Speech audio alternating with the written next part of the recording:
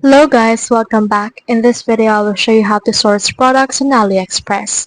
So in order to do that, you need to head over and then sign up to these right here because they AliExpress. So from there, just enter some keywords that you want to use for this case. So for example, let's head over and then look for bag. Now click on this OK right here, and then on the bottom, this will load in order to show you the bag that you want to use for.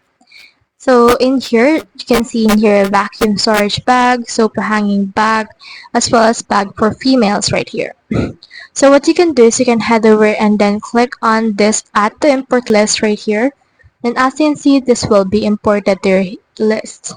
Now click on this check right here in order to save it. And then from in there, you can see this right here. So from in there, just head over and click on this check mark and click on this push to store right here. Now you can also publish this to your online store and continue selling with out of stock. You can also change in here the language and also click on this push to store right here in order to push this to your store. And that way it's actually successfully sourced product from AliExpress. So that's the whole process. If you have any questions, comment them down below and try our best to answer. Thanks.